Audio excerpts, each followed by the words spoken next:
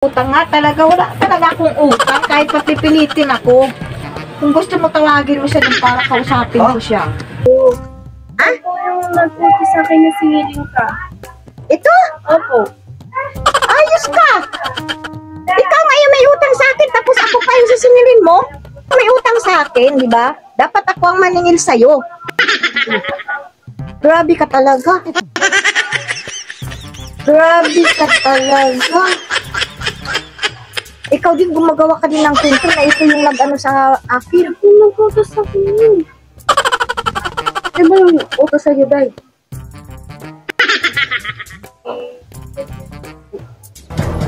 Wala akong sinabi. Ibig sabihin, na-prank kayong dalawa. Oo, na-prank talaga tayo. Nasaan na ba yan? A few moments later.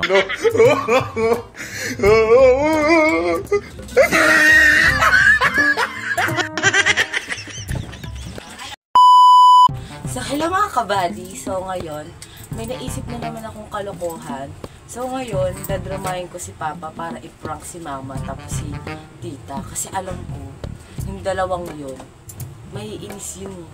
Kaya ngayon, iaano ko si Papa na maggawa naman kami ng full video para mainis naman yung Tita ko at saka si Mama. Tingnan na lang natin yung mga magiging reaction ng mga mukha nila mamaya pag na-prank natin silang dalawa. So, ayun. Watch until the end mga kabady. So, ayun. At tabayaran nyo lang yung full Ako na naman mga utusan mo. Okay lang yan. Ako bahala. Okay na? Okay na. Hindi pupunta. Bibili mo natin ng Mga kabady, ang hindi alam ni Papa, pag nainis yung dalawang yun, gaganti yun sa kanya. Kaya watch out the end.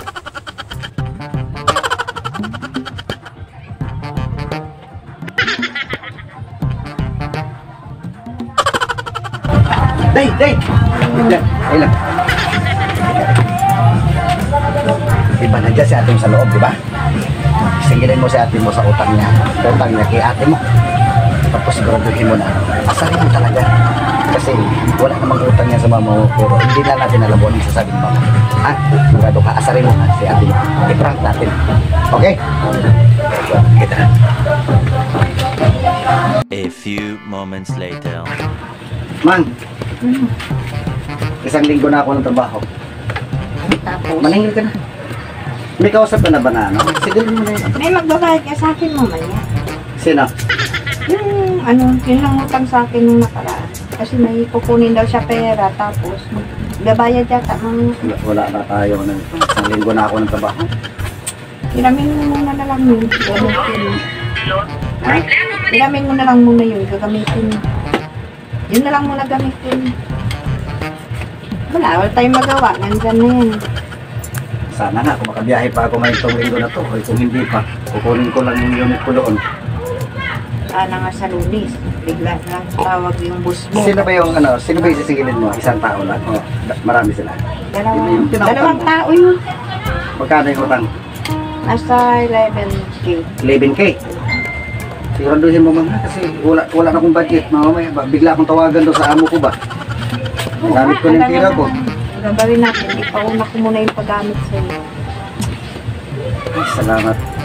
Buti na lang mabait ang asawa ko. May mga pautang. Babayaran mo din sa akin yan, ha? Oo naman. Akala mo lang siguro. Hindi pwede hindi mo yan bayaran sa akin. Nagugulugan na ako. Ang galing talaga. May mga pautang. Ayos din kasi uto-uto. Hindi, wala naman wala eh. Kita mo naman isang linggo na ako makikita na akong Dahil biyahe. ka naman, nidadaan mo na naman ako sa ano mo eh. Ah, Uto-utoon mo lang ako eh. kailangan ko talaga ang budget. Nagamit ko na yung budget sa truck. Okay, punta mo na ako sa labas. Ate, Bakit? meron daw pong naniningil sa'yo ng utang mo dyan. Sino? Yung ate ko yung Taga saan? maputi po. Paano ako magkautang? Wala naman ako utang. Sila na nga yung nangungutang sa akin. Ako pa magkakaroon ng utang sa kanila. Meron ko daw po utang sinisingil mo dyan. Saan ba? Diyan, nandyan po sa labas. Hindi mo kilala? Hindi po eh, pero maputi po siya, kulot yung buhok. Oh, Nakapal yung mukha. paano ako magkaroon ng utang? Nasa akin naman sila nangungutang. Tapos ngayon ako patuloy ang nagkakaroon ng utang sa kanila. Sabihin mo kaya doon. Wala naman na utang si ate sa'yo. May utang ko daw po eh. Wala nga akong utang sa kanya. Sabihin mo kasi doon. Sabihin mo wala akong utang sa kanya. Ano ba yun? May utang daw sa akin. May naningil daw dyan sa labas. Tapos may utang sa akin. Hindi naman ako nangungutang eh. Hindi naman ako mahilig mangutang. Sila nga ang nangungutang sa akin. Magkano utang pinapasin sa'yo? Yung sa 11K daw po. 11K, di ba ikaw yung may pautang 11K? Ako yung may pautang 11K. Nabaliktad. Ako na tuloy yung sisingilin ng 11K. Ayos. Sino ba yung, sinong babae? Babae ba lalaki? Babae po. Kulot yung Wala babae. sila Mga dyan. Martes. Wala akong Opo. utang sa kanila. Patay tayo niyan. Puntaan mo doon. Sabihin mo wala daw utang si ate. Hindi naman lang marunong si ate mangutang eh. Ano ba yung dyan ang mukha niya? Ako Kilala ko yung mga nga, kamartisan ni nandito ate mo eh. Kulot po yung buhok. Maputi po. Makakapal yung mukha. Makapal mo. Makapal siguro mukha niya kay siya naman naniningil sa akin. Wala naman ako utang. Malaki po Oo. yung bibig. Malaki yung bibig. Ba yan?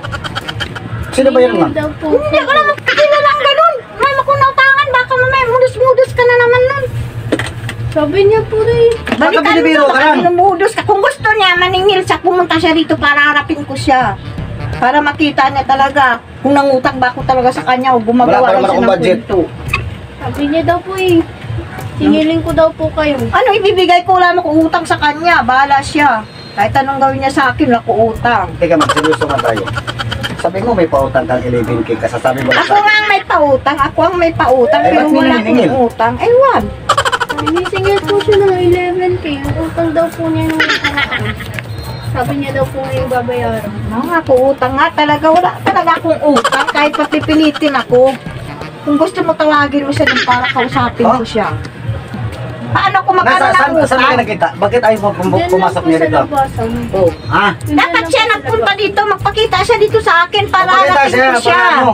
Para siya kakausapin ko kung talagang may utang ako sa kanya. Ba't di siya nagpakita sa akin? Sige, Yan ang tawagin mo hirap doon. sa Sige, kanya eh. sige, sige. Balik ka na lang mamaya. Kung ano, dalhin mo sa dito, ha? Opo. Oh, sige. A few moments later. Hihini ka na naman dyan para kasi jamber ah. Hihini ka dyan. Ikaw ko ba hindi ka na nagkakape? Kasi yan eh.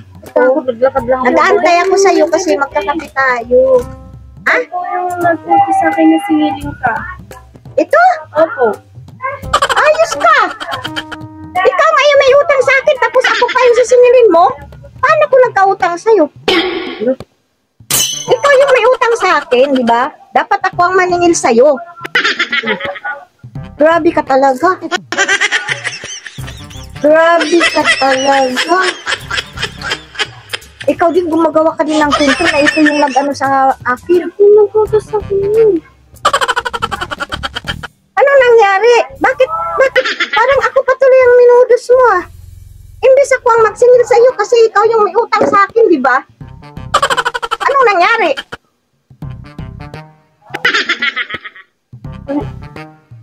Alam ko, ikaw may utang sa akin.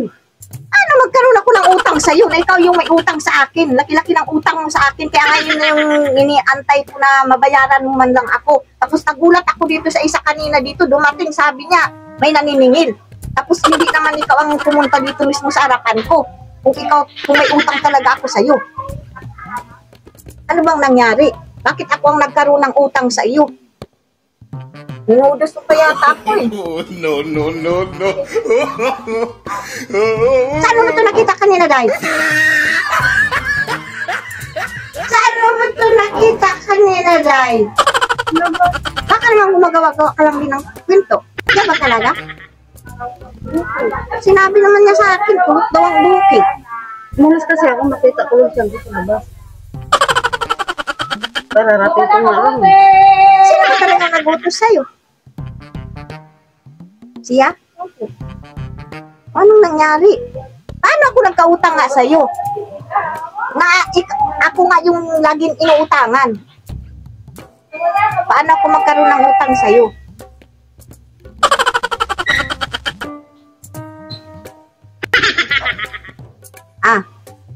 Ano, natulala ka no? Kay minudos mo yata ako eh.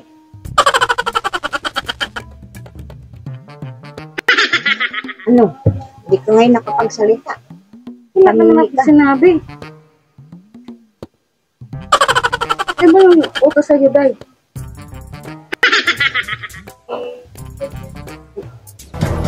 No, wala akong sinabi. Ibig sabihin, na-prank kayong dalawa. Oo, naprank Kayo. talaga tayo. Nasaan na ba yan? A few moments later.